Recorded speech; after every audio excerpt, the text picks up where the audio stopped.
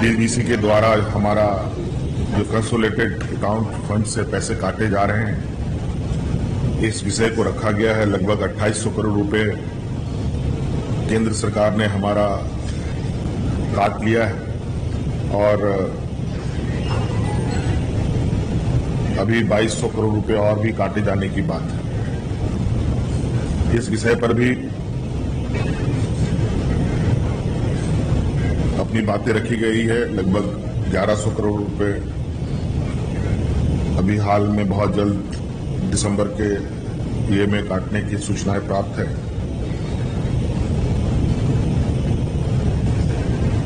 इस विषय पर आगे का समाधान डीवीसी को लेकर जब तक ना निकले, इस विषय पर तब तक इस पैसे का काटना केंद्र सरकार बंद करे, ये आग्रह हम लोगों ने किया है।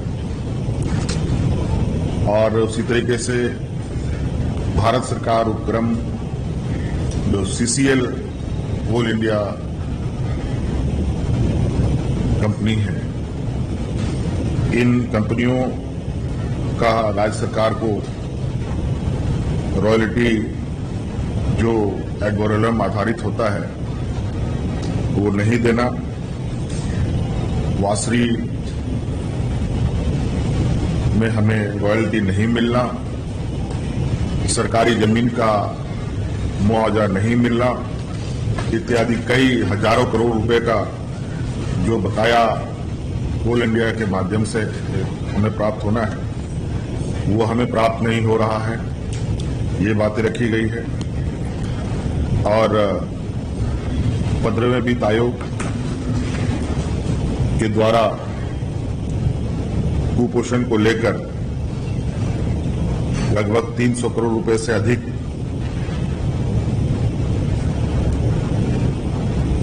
का जो पैसे आवंटन का भी आग्रह हम लोगों ने किया है।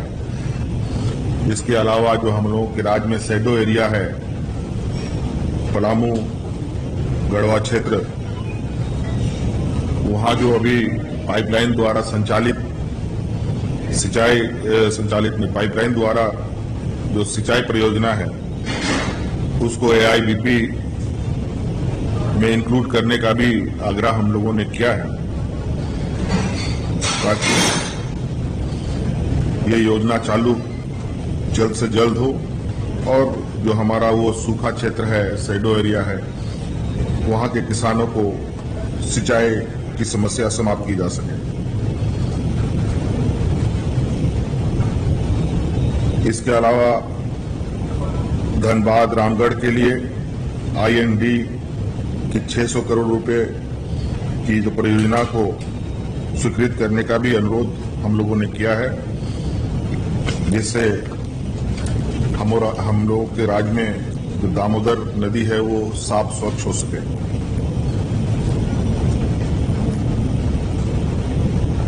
और इसके अलावा पीएमएवाई में करीब 3 लाख छूटे हुए लोगों को जो प्रधानमंत्री आवास है, जो केंद्र सरकार ने जो पोर्टल बंद किया है उसको खोलने का आग्रह किया गया है, ताकि उन गरीबों को आवास हम लोग उपलब्ध करा पाएं।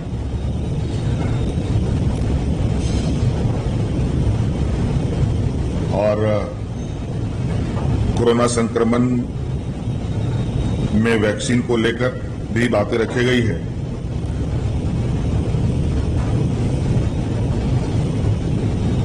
जो 25% वैकेंसी जो निजी अस्पतालों के द्वारा पेमेंट बेस पर लगाने की जो भारत सरकार का निर्णय है, क्योंकि हमारे यहाँ प्राइवेट अस्पताल बहुत कम है, बड़े शहरों जैसे संभ्रांत नहीं है, उन्हें भी रिलैक्स करने का हम लोगों ने मांग किया है। और राज्य में वैक्सीन की उपलब्धता एडवांस में की जाए, ताकि हम लोग की जो कैपेसिटी है लगभग 3.5 से 4 लाख लोगों को प्रतिदिन वैक्सीनेट करने की राज्य सरकार की क्षमता है, जो मौजूदा 1.25 करोड़ 1.5 करोड़ के लगभग ही हम 1.25 लाख 1.5 लाख ही लगभग हम कर पा रहे हैं, जिसको हम लोग बढ़ा पाए। इसके अलावा जो राज्य में खनन किए जाते हैं किसी भी क्षेत्र में, उन क्षेत्रों में सोशियो इकोनॉमिक इम्पैक्ट असेसमेंट सर्वे कराने का भी आग्रह किया गया है। 100 साल से चल रहे खनन कार्य से स्थानीय लोगों के ऊपर क्या प्रभाव पड़ रहा है, इस विषय पर रिपोर्ट बननी चाहिए ताकि इसका आकलन हो सके कि वास्तव में खनन कार्य से स्थानीय लोगों को कितना लाभ हो रहा है। इसके अलावा हमने और भी महत्वपूर्ण बिंदुएं रखी हैं। आपको पता है कि इंडस्ट्री को लेकर सरकार ने नई पॉलिसी बनाई है और राज्य में नए उद्योग के साथ साथ छोटे उद्योगों को भी पुनर्जीवित करने का कार्य योजना तेजी से चल रहा है। इसके साथ हम लोगों ने दिल्ली में भी इंडस्ट्री पॉलिसी का लॉन्च किया, जब उस दिन लगभग 10,000 करोड़ का निवेश का प्रस्ताव भी प्राप्त हुआ है। और इसी दिशा में चूंकि झारखंड प्रदेश ST/SC बहुल राज्य है, तो हम लोगों ने कहा कि ST/SC एंटरप्रेन्योर को CGST और अन्य तरह के टैक्स से में राहत दी जाए ताकि पूर्वोत्तर राज्यों की भांति यहाँ के स्थानीय लोग भी व्यापार के क्षेत्र में आगे आ सके, अपने पैरों पर खड़ा हो सके और उद्योग के क्षेत्र में यहाँ के नौजवानों को, यहाँ के आने वाली पीढ़ी को प्रेरित कर सके। धन्यवाद।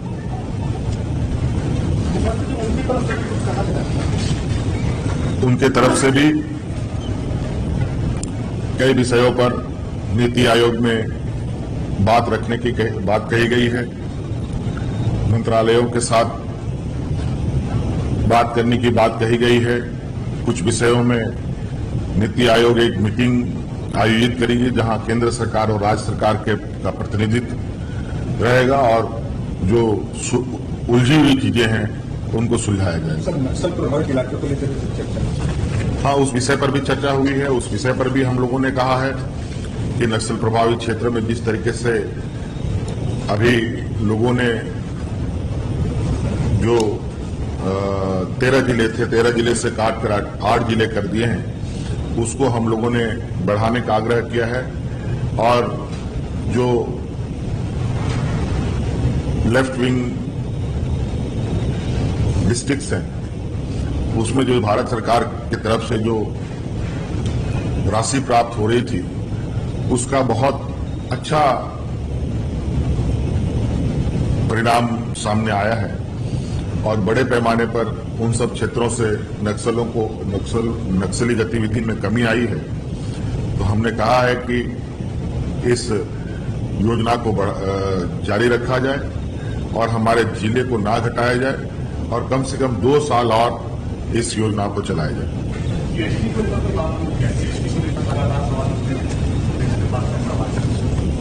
GST को लेकर के भी बात रखी गई है, लेकिन अभी कानपुर में GST काउंसिल की एक मीटिंग होने जा रही है।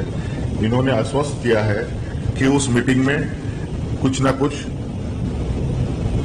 पॉजिटिव निर्णय आएगा, क्योंकि GST में अभी भी हम लोग को लगभग 1800-1900 करोड़ रुपया का बकाया भारत सरकार में है, जहां से हमें प्राप्त होना है। अब कुछ दिनों में GST काउंसिल की बैठक होनी है, हम उसका इंतजार करेंगे, देखते हैं उसमें हमें क्या राहत मिलती है। तो ये बैठक अब कैसा रहा? मतलब अच्छा रहा?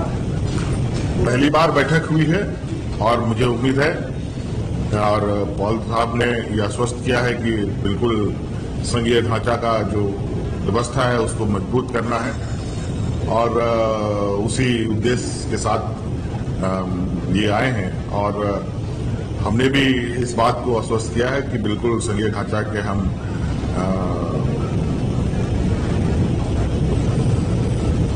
निर्विकार हैं, सहयोगी ढांचा के हम पक्ष के लोग हैं और ये परंपराएं बनी रहनी चाहिए। और चूंकि ये पहली मीटिंग है, अगर इसमें अच्छा परिणाम आएगा तो मुझे लगता है कि पहला अच्छा तो आखिरी भी अच्छा होगा।